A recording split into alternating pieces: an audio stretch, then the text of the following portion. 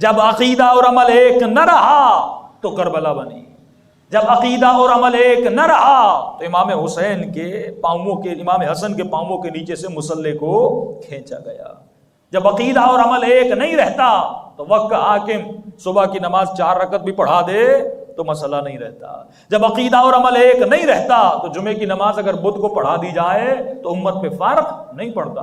اگر معاشرہ ایسا بن جائے جس کے عقیدے اور عمل میں تضاد آ جائے، یعنی جب تک وہ مقام نعبد تک نہیں پہنچتا، جب تک وہ مقام نستعین تک نہیں پہنچتا، فرمایا تب تک وہ صراط مستقیم پر چلنے کی قابلیت کو پیدا نہیں کرتا۔ اور یہ کب ہوگا؟ جب انسان احساس ذمہ داری پائے گا کہ مجھے دنیا میں لایا کیوں گیا، میں کس مقصد کے لیے پیدا ہوا۔ مولا علی فرماتے اگر بوڑھے سے پوچھو تمہاری زندگی کیسے گزری، کہے گا خواب کی طرح۔ جوان سے پوچھو تمہاری زندگی کیسے گزری، کہے گا خواب کی طرح۔ مولا فرماتے جو زندگی خواب کی طرح گزر جاتی ہے اس زندگی کے لیے اپنی ابدی زندگی کو تباہ و برباد نہ کیا کرو۔ آج مسئلہ یہ ہے ہماری محبت کا معیار بدل گیا، ہماری نفرت کا معیار بدل گیا، ہماری پسند اور ناپسند کا معیار بدل گیا۔ جن چیزوں کو ہم پسند کرتے ہیں ان چیزوں کو اہل بیت پسند نہیں کرتے تھے، جن چیزوں سے ہم نفرت کرتے ہیں ان چیزوں سے اہل بیت نفرت نہیں کرتے تھے۔ ہماری زندگی کا جو آج اسٹیٹس ہے وہ نہیں ہے جو اہل بیت کی زندگی کا اسٹیٹس تھا۔ مولا علی کے لیے یہ باعث پرواہ نہیں تھی کہ مولا بڑے گھر میں رہے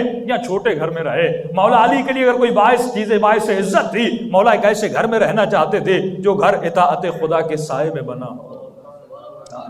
آج ہماری پسند کیا ہے، ناپسند کیا ہے؟ آج جوان جب نوکری ڈھونڈنے جاتا ہے تو کس چیز کو پسند کرتا ہے؟ آج جب پیسہ کمانے کے پیچھے جاتے ہیں ہم کس چیز کو پسند کرتے ہیں؟ ہماری پسند اور ناپسند کو بنا کون رہا ہے؟ کیا علی بنا رہے ہیں یا ٹی وی بنا رہا ہے یا معاشرہ بنا رہا ہے یا دوست بنا رہے ہیں؟ ہماری پسند کیا ہے؟ اگر مالدار بن گیا تو میں کامیاب ہوں، اگر بڑی گاڑی مل گئی تو میں کامیاب ہوں۔ جوان کی پسند کیا ہے؟ اگر خوبصورت بیوی ملی تو میں کامیاب ہوں۔ خاتون کی پسند کیا ہے؟ کہتی اگر مالدار شوہر ملا تو میں کامیاب ہوں۔ لیکن سیدہ سے پوچھئے کہ آپ کی پسند کیا ہے؟ کتنے رشتے آئے سیدہ کے لیے، لیکن سیدہ نے کہا سیدہ کی پسند یہ ہے اگر مال نہیں ہے تو نہ ہو، بس عزت دار ہو، لوگوں کی نظر میں نہیں اللہ کی نظر میں۔ کیونکہ لوگ عزت گاڑی کو دیتے ہیں، لوگ عزت مال کو دیتے ہیں، لوگ عزت پیسے کو دیتے ہیں، اور یہ جوان اتنا بے وقوف ہے، یہ بزرگ اتنا بے وقوف ہے، یہ سمجھتا ہے کہ اگر میرے پاس بڑی گاڑی ہے تو میں عزت دار بن جاؤں گا۔ یہ عزت تمہیں نہیں دی جا رہی، یہ اس لوہے کو دی جا رہی ہے، اس پہ چڑھ کے تو سفر کر رہا ہے۔ یہ عزت کچھ کاغذ کے ٹکڑوں کو دی جا رہی ہے، لیکن مولا علی کیا فرماتے ہیں؟ فرمایا ہمارے چاہنے والے ایسے ہیں اگر دنیا کا مال و دولت انہیں دیا جائے، اگر آج امیر ہوں اور کل فقیر ہوں، ان کے چہرے پہ ذرہ برابر شکن نہیں آتی۔ کہا ایسے ہے کہ رات کو سوئے تھے، ان کے کاندھوں پر 2 مچھر کے پر تھے، اور صبح اٹھے ان کے کاندھوں سے 2 مچھر کے پر گر گئے۔ اور فرمایا ایسے شیعوں کو دیکھنے کے لیے میں امام مشتاق ہوں کہ ان کی زیارت مجھے کب ہوتی ہے۔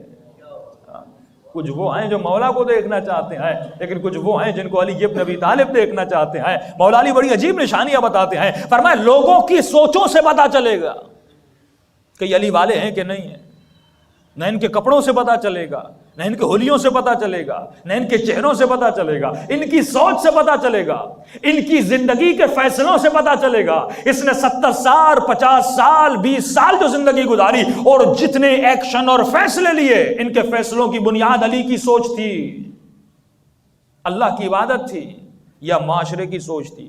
آج ہماری سوچ کیا ہے؟ مولا علی آپ بتائیے کہ آپ کا شیعہ کون ہے؟ سمپل سا جواب، جس طرح صراط مستقیم کے لیے خدا نے کہا ایک ایسا راستہ جو سیدھا ہے، مولا علی بھی ایک جملہ فرماتے ہیں بلکہ ایک لفظ میں بتاتے ہیں کہ میرا شیعہ کون ہے۔ مولا آپ کا شیعہ کون ہے؟ امام نے فرمایا جس کے وجود میں عقل ہے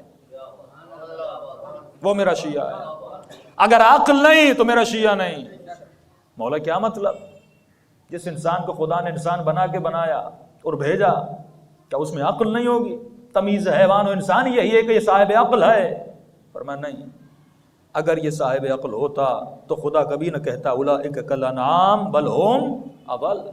قیامت کے دن اسی انسان کو اٹھایا جائے گا، لیکن خدا کہے گا یہ انسان نہیں ہے، یہ حیوان ہے، بلکہ حیوان سے بدتر ہے۔ مولا ذرا اور وضاحت کریے، ہمیں پتہ کیسے چلے کہ ہم صاحب عقل ہیں؟ فرمایا تمہارے فیصلوں سے پتہ چلے گا کہ جو تم نے زندگی میں سٹیپ اور فیصلہ اٹھایا اس کی بنیاد عقل تھی یا وہم تھی۔ 80% آف لوگ جو دنیا میں رہتے ہیں ان کے فیصلوں کی بنیاد وہم ہے. لوگ آئے مولا کے پاس, مولا امیر شام بڑا عقل مند ہے. امام نے کہا کیوں؟ کا حکومت بھی بچائی, تخت بھی بچایا, آپ کے تمام تر علاقوں پر بھی قبضہ کیا, آپ کے سچے سچے صحابیوں کو بھی دنیا سے اٹھا لیا اور شہید کروا دیا. مولا آپ کے پاس کیا رہا؟ مولا فرماتے اسے عقل نہیں کہتے جو اپنے تخت کو بچائے, اسے عقل نہیں کہتے جو اپنی حکومت کو بچائے, اسے عقل نہیں کہتے جو اپنا مال بچائے, اسے عقل نہیں کہتے جو اپنی اولاد کو بچائے. عقل وہ ہے جس سے تمہارا ایمان بچے.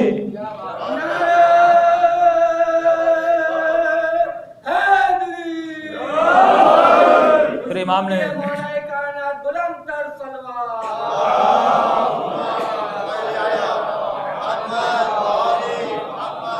امام نے جملہ فرمایا العقل ما عبد بہ الرحمن. عقل مند وہ ہے جو اپنی عقل سے دنیا کو نہ بچائے بلکہ اپنی عقل سے اپنی آخرت کو بچائے. ما عبد بہ الرحمن, جس سے رحمان کی عبادت کی جائے. آج مومن اپنی 20 سال کی زندگی, 40 سال کی زندگی اور جوان اپنی زندگی کے فیصلوں سے سمجھ سکتا ہے کہ میں عقل مند تھا یا جاہل تھا. کیسے پتا چلے گا؟ آپ نے شادی کی, دیکھیے آپ نے فیصلہ عقل کی بنیاد پر کیا تھا یا وہم کی بنیاد پر کیا تھا. اور عجیب جملہ مولا فرماتے ہیں عقل کے نہ ہونے کی وجہ سے لوگوں کی دنیا بھی تباہ اور لوگوں کا جسم بھی تباہ ہوتا ہے. یعنی شوگر کا مریض, بلڈ پریشر کا مریض, ہارٹ اٹیک, جتنی بیماریاں ہوتی ہیں مولا فرماتے ہیں عقل کے نہ ہونے کی وجہ سے. اگر عقل ہوتی یہ بچ جاتا, کیونکہ اس کے وجود میں عقل نہیں ہے اسی لیے یہ اپنا جسم بھی بیمار کرتا ہے, یہ اپنی روح کو بھی بیمار کرتا ہے, اور دنیا سے جاتے جاتے ایک بیمار جسم قبر میں چھوڑ کر جاتا ہے اور ایک بیمار روح جہنم میں چھوڑ کے چلا جاتا ہے. کہ مولا کیسے پتا چلا؟ ڈیسیجن سے. آپ نے شادی کی آج سے 20 40 50 سال پہلے. سوال یہ ہے یا جو شادی کرنا چاہتا ہے بنیاد عقل ہے. ہمارے اندر پہلا جو فیصلہ آتا ہے ڈیسیجن میں, کس سے شادی کروں, پہلا سوال کیا آتا ہے؟ حسین ہو, ہاں خوبصورت ہو. اگر نراکی فرماتے ہیں کتنا بے وقوف ہے جو فنا سے محبت کر رہا ہے, جس کا نام ہی فنا ہے, جو ختم ہونے والی چیز ہے اس سے محبت کر رہا ہے. کہ اگر عقل مند ہوتا تو بقا سے محبت کرتا.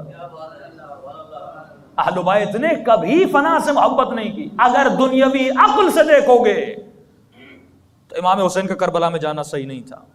اگر دنیاوی عقل سے دیکھو گے امام نے بچے بھی شہید کروائے, مولا کا مال بھی گیا, جان بھی گئی, سب کچھ گیا. لیکن اگر الہی عقل سے دیکھو گے تو حسین سے بڑا کوئی کامیاب نہیں تھا. عقل دنیاوی کا فیصلہ الگ ہے جسے ہم وہم کہتے ہیں, عقل الہی کا فیصلہ الگ ہے جسے ہم علم کہتے ہیں. اگر اس عقل سے انسان فیصلہ کرے, زندگی میں تکلیفیں تو آتی ہیں لیکن کیونکہ عقل الہی ہے وہ عقل بتاتی ہے کہ صحیح کیا ہے غلط کیا ہے.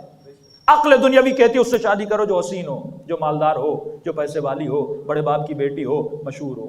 کیا ملے گا؟ مال ملے گا, دولت ملے گی, دنیا بنے گی, گاڑی ملے گی. لیکن عقل الہی سے پوچھو شادی کس سے کروں, تو پہلا سوال اور پہلا جواب جو آئے گا کہے گا خوبصورت نہیں, پہلے خوبصورت نہیں خوبصیرت ہونی چاہیے. کیونکہ سیرت کو فنا نہیں ہے, صورت کو فنا ہے. آج آپ نے حسین خاتون سے شادی کی, کل کوئی چمڑی کی بیماری ہوئی, جیسے حسن گیا محبت بھی گئی. لیکن اگر آپ نے سیرت کی وجہ سے شادی کی, جب تک سیرت کو بقا ہے تب تک محبت میں بقا ہے. آپ دکان پر گئے کوئی کپڑا لینے, حسین کپڑا, نرم کپڑا, کلر بھی اچھا تھا, آپ نے کہا مجھے خریدنا ہے. دکاندار نے کہا مہنگا ہے, آپ نے کہا نہیں خریدنا ہے. کیونکہ اکثر لوگوں کی عقلیں ان کی آنکھوں میں ہوتی ہیں, عقل دماغ میں نہیں ہوتی, آنکھ میں ہوتی ہے. جو دیکھا وہیں سے فیصلہ کر لیا, تو کہا خریدنا ہے. جیسے خریدنا چاہے اس کے دوست نے روک لیا, کہا یہ کپڑا نہیں خریدنا. کہا کیوں؟ کہا کل میں خرید کے گیا تھا, واشنگ مشین میں ڈالا, دھویا, اس کا رنگ بھی گیا, ڈھنگ بھی گیا, جھلک بھی گئی. ابھی آپ خریدیں گے؟ ہرگز نہیں خریدیں گے, کیونکہ آپ کو پتا چل گیا اس میں کیا ہے, فنا ہے.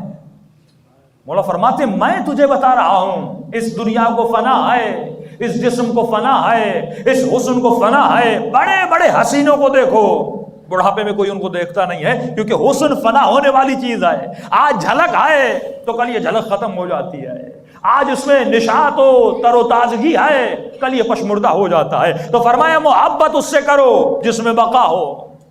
اور خاتون شادی کرنا چاہتی ہے, سوچے میں نے جو فیصلہ کیا وہ عقل کی بنیاد پر تھا یا وہم کی بنیاد پر تھا. پہلا رشتہ آیا, پہلی شرط باپ کیا دیکھتا ہے؟ گاڑی ہے، گھر ہے، نوکری کون سی ہے؟ لیکن عقل کا فیصلہ کیا ہے؟ فرمایا پہلی چیز یہ دیکھو اس کے دل میں خوف خدا ہے کہ نہیں ہے۔ میرے مولا فرماتے اگر کسی باپ نے مال دنیا کی وجہ سے، دنیا کی رونق اور جھلک کی وجہ سے اپنی بیٹی کی شادی کسی ایسے سے کروائی جو مخالف دین تھا، جو شرابی تھا، جو گنہگار تھا، فرمایا جب یہ مر جائے گا اس کے نام اعمال میں لکھا جائے گا اس نے اپنی بیٹی کا اپنے ہاتھوں سے قتل کیا، کیونکہ جو نسلیں پیدا ہوں گی وہ تباہ و برباد ہو جاتی ہیں۔ ہمیں سیرت کو دیکھنا ہے۔ آج جوان یہ دیکھے کہ جب میں جاب کے پیچھے گیا، نوکری کے پیچھے گیا تو میں نے بنیاد کس کو بنایا؟ پہلا سوال جو ہماری وہ ہم فیصلہ کرتی ہے ایسی نوکری ڈھونڈو جس میں پیسہ زیادہ ہو، جس میں مال زیادہ ہو۔ لیکن عقل کہتی ہے تنخواہ کم بھی ہو لیکن ایسی جاب کی تلاش میں جاؤ جس میں رزق حلال پایا جاتا ہو، جس سے نسلیں بنتی ہیں۔ جب آپ کو 5 لاکھ 10 لاکھ کی رشوت دی جاتی ہے، یہ مال بڑا خطرناک ہے اور اسی مال نے لوگوں کو اہل بیت کا قاتل بنایا۔ 5 لاکھ 10 لاکھ کی رشوت آتی ہے، وہم کہتی ہے لے لو، بڑی گاڑی لے گو، بڑے گھر بناؤ گے، لیکن عقل کہتی ہے یہ مال حرام ہے، آج ہے کل نہیں ہے۔ اور آپ کا جسم کیسے بیمار ہوتا ہے؟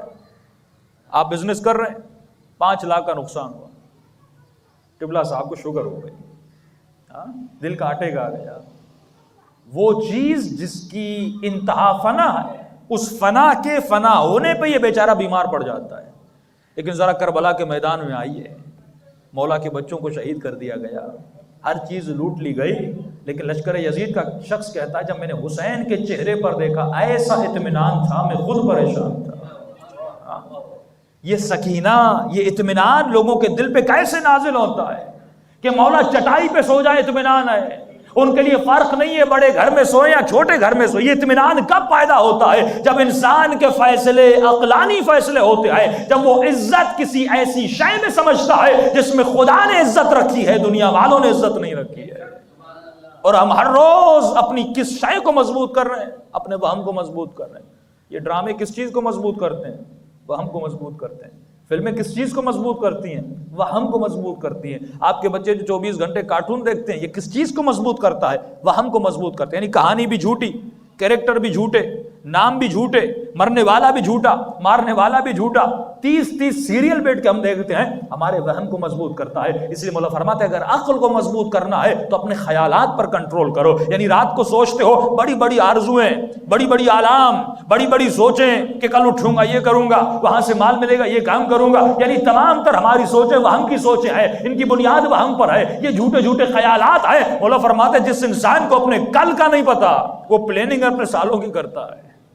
اگر عقل ہوتی یہ سمجھ جاتا میں دنیا میں مہمان بن کے آیا ہوں، کل نفس ذائقۃ الموت، ہر نفس کو موت کا ذائقہ چکھنا ہے اور مولا کا چاہنے والا ہے۔ امام کی خدمت میں آتا ہے، کہتا مولا مجھے جاننا ہے کہ میں آپ کا شیعہ بن پایا کہ نہیں پایا۔ تو امام نے فرمایا میرے شیعوں کی ایک نشانی ہے۔ مولا کون سی نشانی ہے؟ تو مولا فرماتے ہیں اگر تو موت سے محبت کرتا ہے تو میرا شیعہ ہے، اگر تو موت سے ڈرتا ہے تو میرا شیعہ نہیں ہے۔